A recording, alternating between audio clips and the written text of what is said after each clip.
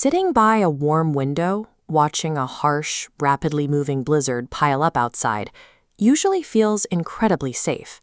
Look at these cars completely buried under snow on a city street.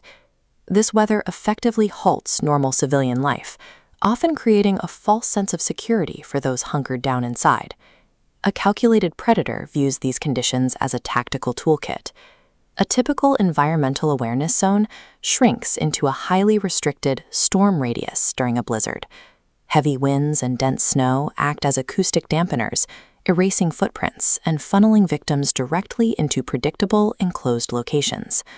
A remote worker, a stranded traveler, and an isolated delivery driver all found themselves forced into these narrow environments, unaware they were being hunted.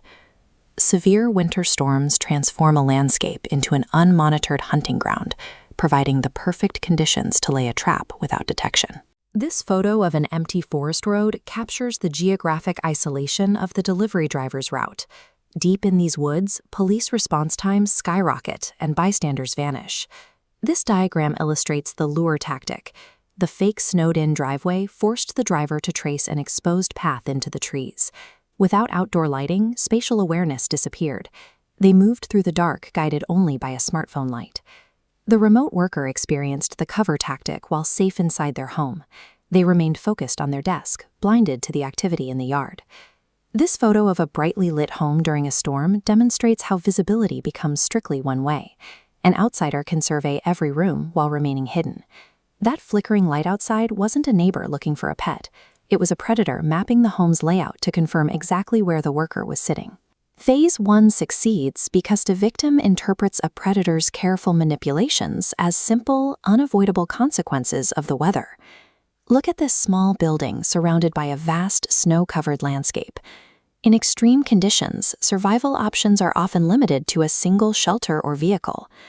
At the rural cafe, the predator eliminated the final escape vector by reaching under the cars and deliberately severing the ignition lines. The delivery driver faced a similar sabotage. While walking into the woods, the attacker slashed their tire, ensuring the vehicle couldn't leave the forest edge. Indoors, the remote worker's lifeline was severed when the intruder reached the basement door. By intentionally tripping the breaker box, the intruder weaponized the interior of the home, plunging the victim into total darkness and sensory deprivation.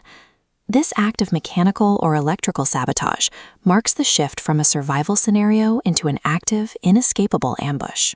These tire tracks disappearing into a whiteout blizzard show the absolute lack of visibility during the trap's final moments as the predator moves in. In the pitch-black house, the remote worker huddled in a bathroom, listening to an intruder navigate the hallways with the confidence of someone who knew the layout. Miles away, the delivery driver stood in the featureless woods, hearing the heavy crunch of footsteps closing the distance from the dark. Every survivor shared a moment where the benefit of the doubt vanished, replaced by a sudden, decisive instinct to flee.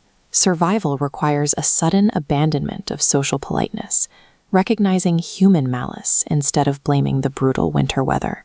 The remote worker eventually moved away, haunted by the suspicion that their attacker was a close acquaintance.